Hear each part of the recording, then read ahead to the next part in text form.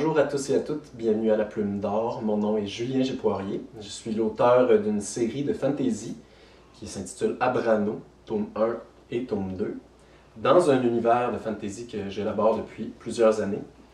Et dernièrement, j'ai sorti également un nouveau livre dans ce même univers qui est Ryan, tome 1. Et le tome 2 va sortir très prochainement pour le Salon du livre du Saguenay. Donc aujourd'hui, je reçois une auteure de science-fiction avec qui je vais m'entretenir, qui s'appelle Amélie Legault, et qui a sorti une série qui s'appelle Cargo, que j'ai découvert, Amélie et moi, en fait, on a commencé à se connaître il y a quelques années. J'ai découvert son univers, que j'ai trouvé vraiment fascinant.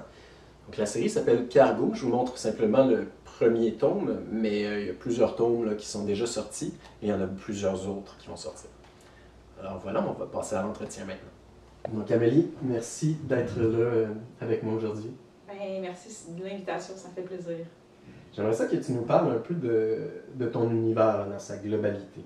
Ok, donc l'univers de Cargo, ça m'est parti en fait d'une idée. Souvent, je me raconte des histoires, puis cette histoire-là que je m'étais racontée, j'étais comme, hey, vraiment bonne, j'adore ça. Puis, quand je cherche mon inspiration, souvent ça vient beaucoup des livres de science-fiction que j'ai lus, ça vient beaucoup des jeux vidéo que j'ai lus. Fait que l'univers s'est construit autour de ça. Et puis, en gros, ce que c'est l'histoire d'une femme ordinaire qui s'appelle Elena Castel, qui est mise dans des situations extraordinaires.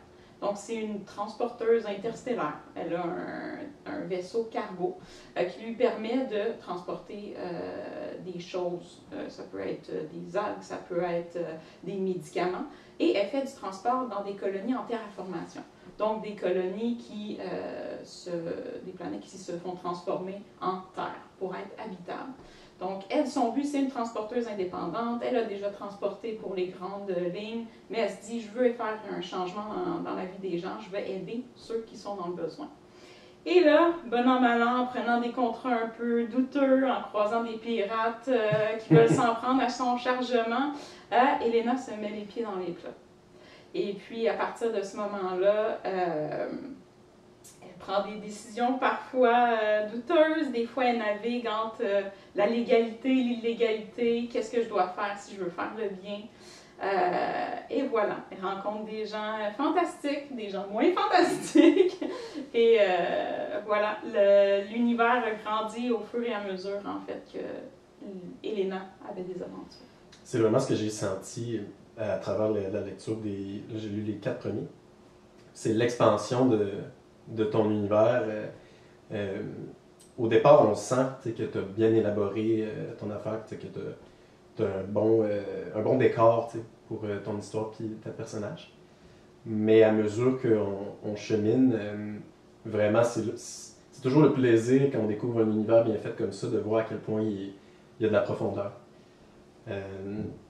Ne serait-ce aussi qu'avec les différentes factions qui habitent la galaxie. Est-ce que tu pourrais nous parler un petit peu de ces différentes factions-là? Bien, il y en a tout plein, puis ils se sont créés au fur et à mesure de la série. Donc, il y a toutes les factions gouvernementales. Il y a comme l'Alliance qui est la faction principale qui est née dès la destruction de la Terre. Parce que dans le fond, tout l'univers de Cargo se passe après qu'on ait détruit la Terre. Et que là, en fait, tout est post-exode. Donc, à la suite de notre exploration de l'univers. Et puis, l'Alliance, c'est la première faction. Et suite à ça, se sont divisées les autres factions qui ont gagné leur indépendance. Dans le fond, le Rajan, qui est plus une faction autoritaire. Il y a la coalition des ouvriers qui se sont séparés de l'Alliance pour devenir plus, justement, travailleurs mercantiles, etc. Il y a le cercle des mineurs, eux autres qui sont plus dans... bon, ça le dit, ils minent les ressources qui sont nécessaires, dans le fond, à tout ce qui se passe dans la galaxie. Puis, il y a la Fédération, la FIRAM, qui est en fait une faction qui est spécialisée au niveau de la robotique et l'automatisation de tout. Donc, chacun a leur petite saveur. Et à travers tout ça, on a des factions un peu plus neutres qui n'ont pas nécessairement de territoire, qui est comme les stations libres, les recycleurs, et évidemment, on a les factions des pirates. Et ça, il y en a une multitude et on apprend à les découvrir au fur et à mesure de la série, puisqu'on les découvre en même temps qu'Elena. Parce qu'elle est plus dans la légalité, donc elle a un grand jugement par rapport aux pirates qui habitent en fait la galaxie. Puis elle découvre que finalement, ils ne sont pas si différents d'elle, et puis souvent, elle se rend compte que peut-être que c'est elle qui fait les choses de la mauvaise manière. Oui, c'est ça, il y a cette découverte-là chez elle finalement des côtés un peu plus sombres aussi des grandes factions. Qui ont vraiment leurs intérêts très personnels. Puis les pirates, là-dedans, des fois, de ce que j'ai découvert, ils vont prendre la cause de certaines personnes ou de certains systèmes qui, finalement, sont vraiment soumis à une forme d'injustice de la part des grandes factions. Mais j'imagine qu'Elena aussi ne devait pas avoir une excellente opinion des pirates parce qu'elle transporte des choses. Fait que les pirates sont toujours après elle, dans le fond. Oui, exactement. Ils sont une menace, mais à laquelle elle souhaite se distancier le plus possible. Et bon an, mal an, elle va en rencontrer sur son chemin qui vont faire en sorte qu'elle va en apprendre plus sur eux. Puis vouloir plus en connaître, puis se rendre compte de plein de choses, justement, qui sous-tendent les autres regroupements peut-être plus légaux. Oui, tout à fait. D'ailleurs, le personnage de Louis, c'est Brennan?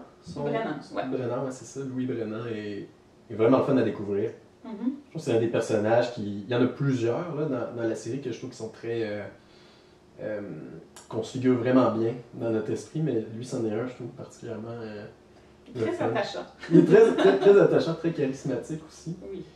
C'est beau, là, il y a une relation intéressante qui se développe avec ça.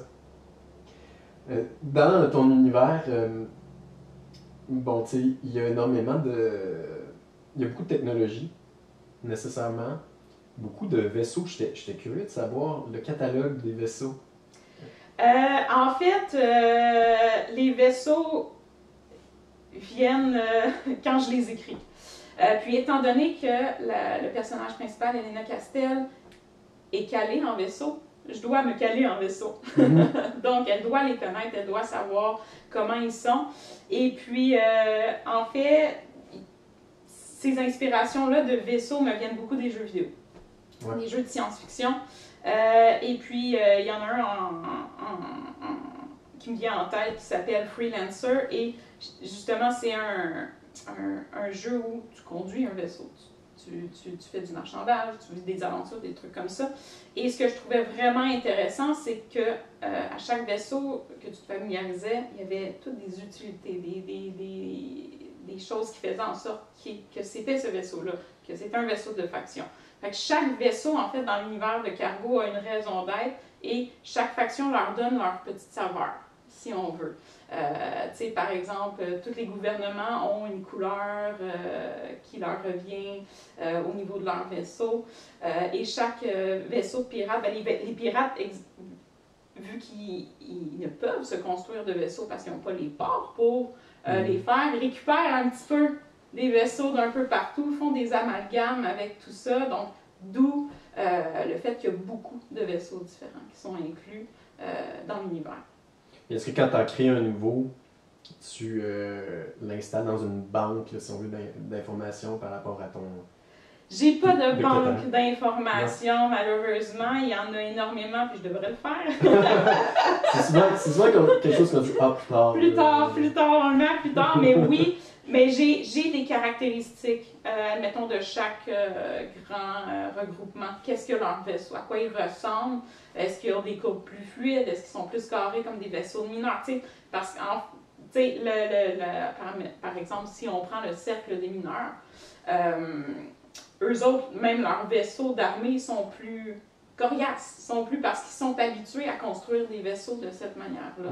Fait que j'ai une idée générale pour les vaisseaux de chaque région. Ça, c'est décrit, mais chacun des vaisseaux déclinés, non, pas encore, je ne l'ai pas fait. Mais je devrais. Ah oui, c'est ça. Ben, en fait, on dirait que c'est le temps qu'on est capable de soutenir l'information dans notre esprit, ça va. Puis à un moment donné, quand moi, mettons, ça peut être des noms ou différentes choses, mettons, des objets. T'sais, à un moment donné, là, il y en a beaucoup, puis là, je deviens un peu mêlé, puis là, je sais même plus dans la description de tel objet, il est comment, ou de tel personnage, puis là, il faut que je refouille dans mon texte tout le temps. Là, à un moment donné, c'est comme, bon, dans le fond, je mets plus de temps d'effort à retrouver l'information qu'à la classer, fait qu'à un moment donné, je m'y mets. Là. Puis toi, c'est quoi que tu trouves difficile à classer au niveau de ton univers? Classer, ouais, les descriptions de personnages, c'est pas mon fort. Pour ce qui est de vraiment les noter, là. Ah, il a les cheveux bruns, puis les yeux. Et mettons, Goth, l'amoureux de Ryan, je fallait tout le temps que j'aille revoir la couleur de ses yeux. C'est un moment très romantique. Je regarde dans ses beaux yeux, quelle couleur déjà. Fait que là j'allais voir les descriptions de personnages comme ça. Sinon. Je m'en suis fait une pour les personnages. Ok. Pas les vaisseaux, mais les personnages, j'ai pas eu le choix, non.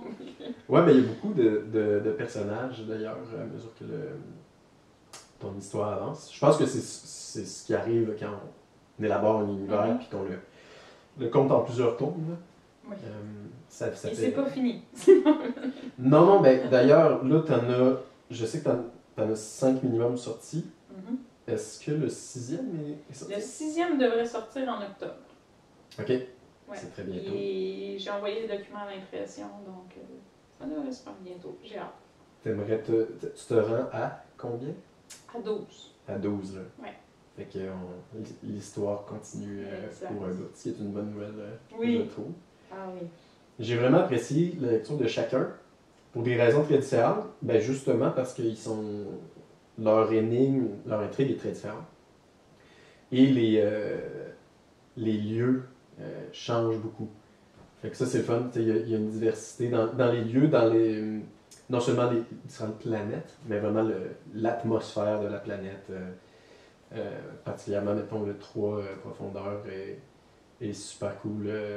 C'est assez claustrophobique. Puis j'ai trouvé que ça m'a fait, sans trop, des fois j'aime pas trop comparer, mais je pensais à Abyss, mettons le film Abyss, le stress qu'on a quand l'eau monte, là, puis qu'il faut se démerder avec une situation vraiment difficile. Mais souvent dans tes livres, c'est ça que je trouve le fun, c'est que les situations sont très critiques. On ne sait pas comment elle va s'en sortir, mais c'est intense. Je me demandais s'il y avait des lieux justement qui te plaisaient particulièrement dans ton univers. Je dois avouer qu'en général, je trouve que c'est les plus difficiles à écrire, mais les plus agréables à faire, c'est les stations spatiales. Puis souvent, dans mon premier jet, là, ça va juste être « il est rentré dans une station spatiale », puis je décrirai pas la station spatiale parce que j'ai horreur, ça me demande vraiment beaucoup d'énergie. Je veux écrire mon histoire, je décris pas la station spatiale parce que j'ai pas le temps, je veux mettre mon idée à plat. Mais quand je reviens à la réécriture, là, donner une personnalité à cette station spatiale-là, comment elle est différente des autres, pourquoi elle est là, c'est qui les habitants qui sont c'est quoi les problèmes que vit cette station spatiale-là. Je trouve que c'est super intéressant de se pencher là-dessus, plutôt que ça soit juste une espèce de canne dans l'espace générique où les gens se rencontrent, là. Puis les stations spatiales pirates, c'est les plus fun parce qu'ils n'ont pas de ravitaillement. T'sais, ils doivent vivre un peu sur rien. Fait que c'est ce que je trouve le plus intéressant, en fait. C'est un peu le Far West. Oui, exactement. Puis tu sais, il n'y a pas de... Tu sais, il y a des petites milices, des choses comme ça, mais c'est un peu n'importe quoi au final. Puis c'est beau de voir ça dans quelque... Tu sais, c'est difficile de survivre au milieu du vide, de rien. Puis là, de voir des gens de n'importe où qui essaient quand même de faire vivre quelque chose à quelque part, un petit oasis dans le fond. Je trouve ça chouette.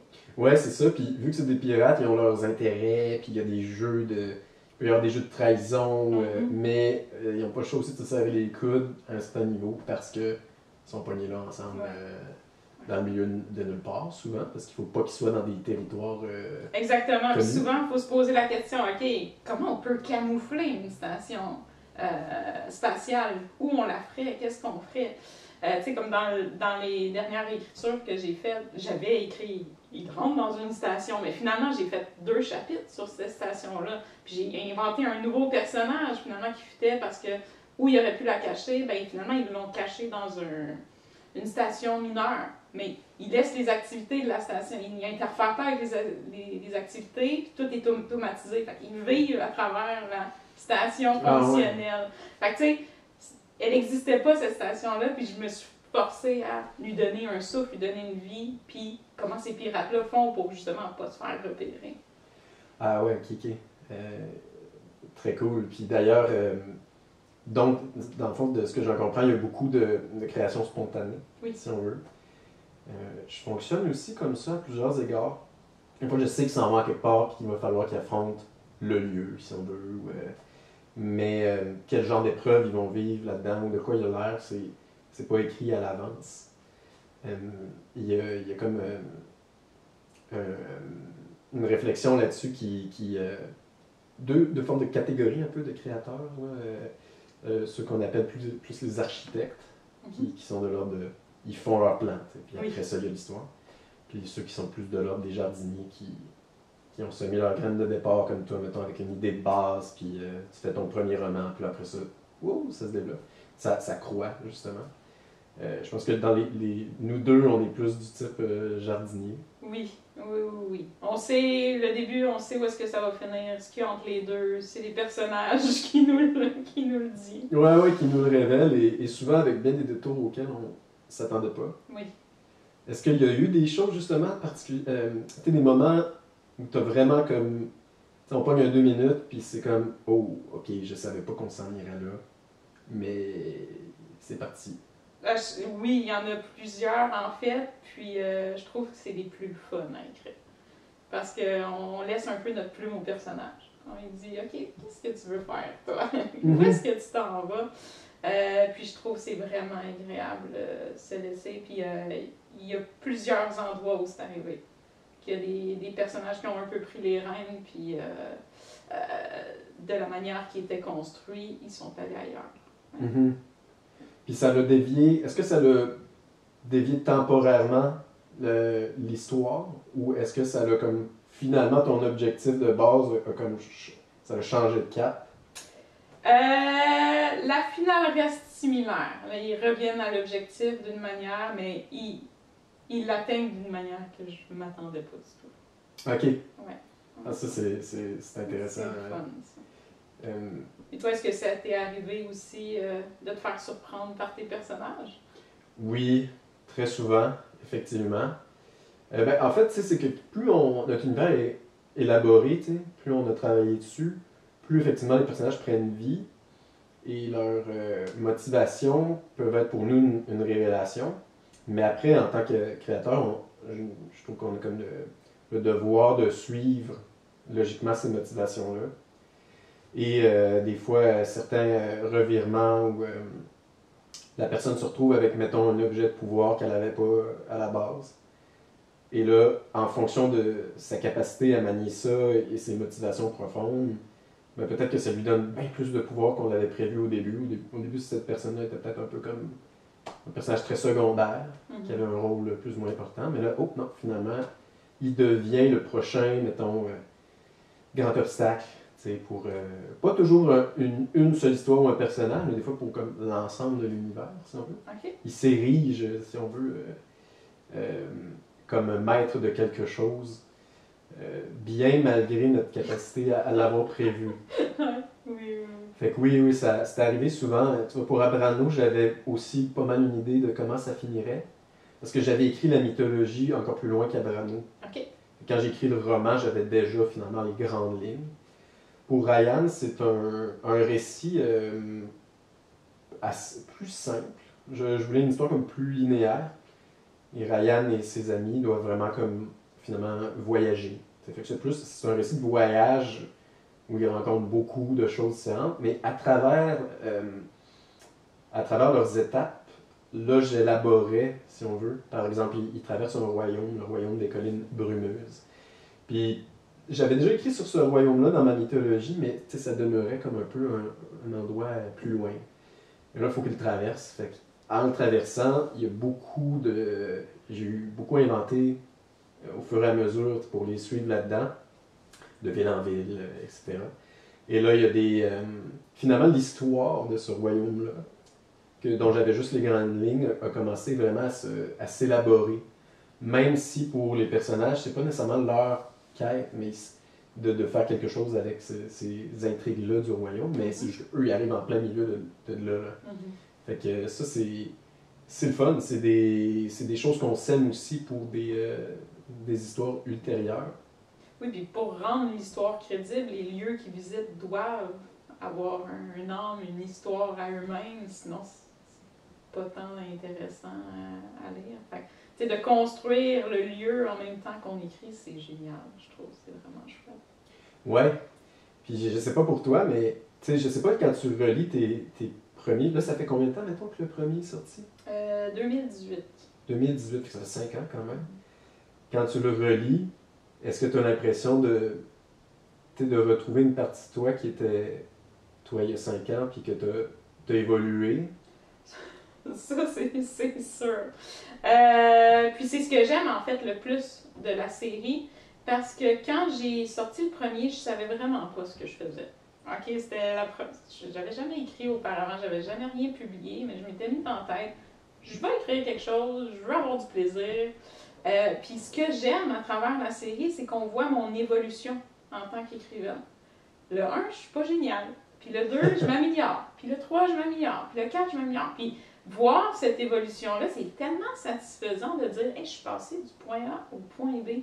Puis j'ai tellement gagné en ces années-là que c'est le plus beau cadeau qu'on peut se faire, en fait, de voir ça. Fait que moi, c'est ce que je préfère, en fait, de la série. Et j'ai l'impression que quand on développe notre univers aussi, la façon de le compter devient plus facile. Parce qu'au début, en tout cas pour moi, c'était le défi de constamment inventer quelque chose, une histoire, un peu au fur et à mesure. Fait que l'énergie que tu mets là-dedans, tu l'as moins pour vraiment trouver les bons mots, les bonnes formules de phrases, étoffer. Alors qu'à la longue, à un moment donné, c'est sûr que plus on écrit, plus on devient meilleur. C'est un peu comme n'importe quoi, sauf que vraiment, à un moment donné aussi, quand l'histoire va plus de soi, c'est comme si moi, ça me donne de l'espace pour trouver, déjà dès le premier jet, des phrases meilleures. Je sais que toi, tu fais beaucoup de réécriture aussi. Oui. Tu disais, on en parlait un petit peu à un moment donné, que c'était la partie que tu préférais. Oui, de loin. De loin. Écrire l'histoire, c'est correct. La réécrire, puis là, mettre tous les détails dans le monde pour qu'elle soit crédible, que les personnages, que les lieux soient crédibles, je trouve que c'est ça qui est le plus excitant dans le processus d'écriture. Puis habituellement, dans mon processus de réécriture, je fais peut-être une dizaine de jets pour retravailler l'histoire. Okay, jusqu'à temps que je sois satisfaite. C'est 10, donc dans le fond, 9 à 10 réécritures. Oui, exact. C'est énorme, je souligne la... Mais là, je deviens meilleure. Fait que j'en ai de moins en moins. Parce que je suis capable, justement, dès mon premier jet, de faire mieux que dans mes premiers livres. Fait que, tu sais, mais je fais énormément de jets pour que tout soit très, très, très. Tu vois, moi, mettons, pour Abrano, vu que j'avais changé aussi de point de vue de narration et de temps, la temporalité... c'est beaucoup de travail, C'était énorme, puis c'est un gros livre quand même, mais j'ai dû l'écrire... j'ai dû le réécrire 4 à 5 fois. Mais toi, tu as une réécriture spéciale, tu m'en avais parlé, là. Tu prends ton document puis tu écris à côté. Tu travailles pas dans le même document, c'est ça? Non, c'est ça, ma fameuse technique. Ben, moi, je trouve ça vraiment bien parce que c'est ça, j'imprime mon texte, je le mets à côté devant moi, puis je le réécris au complet. Fait. Puis tu te donnes combien de temps entre, admettons, ton premier jet, puis avant de le retravailler? Oh, ça dépend. Dans des cas très longs, comme Abrano, je pouvais quasiment le finir puis repartir parce que c'est une longue histoire, fait que ça me prenait du temps, fait que j'oubliais j'avais le temps de retrouver le bonheur des premiers chapitres. Ryan, je m'étais donné quand même un certain temps, peut-être 2-3 mois. Fait que pendant ce temps-là, je travaille d'autres projets, c'est pas que j'arrête d'écrire. Mais c'est ça, je pense à autre chose. Puis après ça, quand je reviens dessus, il y a comme un... Je me suis dégagé un peu d'énergie des fois d'épuisement ou tout ça, fait que ça repart puis c'est plus efficace. Des fois, je trouve que c'est ça. Prendre une pause, au final, rend même ton travail plus efficace dans le temps. Mais tu vois, comme Ryan, je l'ai réécrit une bonne fois. Ensuite, je l'ai envoyé à ma directrice littéraire. Parce qu'à Brano, j'avais pas de directrice, mais là, j'en avais un. Ça fait quoi un directrice littéraire? Le directeur, ce qu'il fait, c'est que ça va dépendre de ton histoire. Si ton histoire est mal montée, ça se peut qu'il te fasse virer de bord plein d'affaires. Mais son rôle, c'est de faire en sorte que ton produit, au final, soit bon. De l'améliorer. Donc, comme tu vois, moi, elle m'avait dit, au niveau de l'histoire, ça va bien, tu n'as pas vraiment d'incohérence ou de choses qui ne fonctionnent pas. Elle m'a facilité, mettons, certains passages. Elle a un point de vue extérieur, fait qu'elle va dire, tu pourrais peut-être raccourcir tel passage ou tel endroit qu'on n'est pas certain de ce que tu veux dire. Elle va vraiment c'est comme le bêta-lecteur, mais version améliorée. Ouais. Mais elle va aussi retravailler tes phrases. Là. Fait que, en tant qu'auteur, il faut être prêt à... faut avoir le courage de voir les modifications qui ont été faites. Tu peux les refuser. Voir tout le rouge, les commentaires. Ouais, c'est ça. C'est intense. Au début, ça peut rendre agressif parce que... mais c'est la meilleure manière de s'améliorer. Absolument, c'est ça. Tu vois tes tics aussi. Des fois, elle me surlignait des mots que je répétais tout le temps. Puis je suis comme, ah mon Dieu, je ne m'étais pas rendu compte de ça. Fait que c'est vraiment ça. C'est de prendre ton produit, le raffiner. Donc, c'est quelque chose que je recommande aux gens quand ils peuvent se le permettre. Moi, c'est sûr qu'avec une maison d'édition, c'est-à-dire le coût pour la direction littéraire, c'est pas moi qui l'assumais. Fait que c'est plus facile aussi de faire affaire avec. Et là, on arrive à la fin un peu de notre moment. J'aimerais ça que tu nous parles un peu des événements auxquels tu participes, où on peut te retrouver.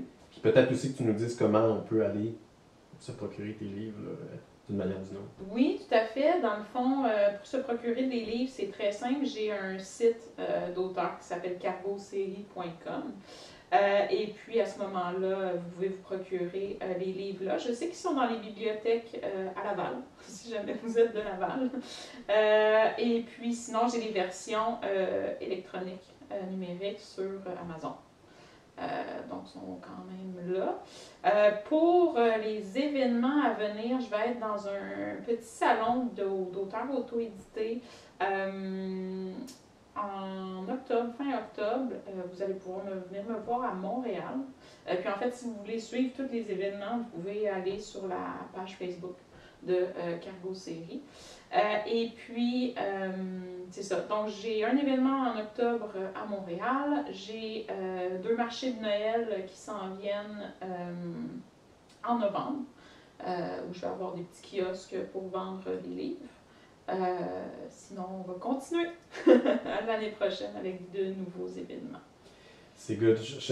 Vraiment, l'effort que tu mets, c'est fabuleux. Auto-édition. Pour tous ceux qui sont fans de science-fiction, de séries de science-fiction, je vous le recommande vraiment. Moi, je ne suis pas quelqu'un qui lit tant de science-fiction, mais j'ai découvert ça, je suis rentré dans l'univers. Et j'ai vraiment été... Mon expérience, c'était vraiment de le lire avec autant de plaisir et de... si on veut, avec ce désir-là de connaître la fin de l'histoire, que n'importe quel auteur qu'on connaît très bien, là, des auteurs internationaux. Fait que, veux pas, c'est une chose de faire un bel univers, c'est une autre chose de rendre une histoire intéressante à l'écrit de façon à ce qu'on tourne les pages puis on a de la misère à s'arrêter. Moi, c'est l'expérience que j'ai eue avec Cargo, que je tenais à te féliciter pour ça. Merci, c'est super gentil. Donc, on va s'arrêter là-dessus. Je te remercie beaucoup d'être passé à l'émission. Ça fait plaisir. J'ai hâte de voir les autres auteurs que tu vas inviter. Oui, bien sûr. Moi aussi. J'ai des petites idées déjà. Fait que je te remercie d'être là, puis bonne chance pour la suite. Mais toi aussi, merci.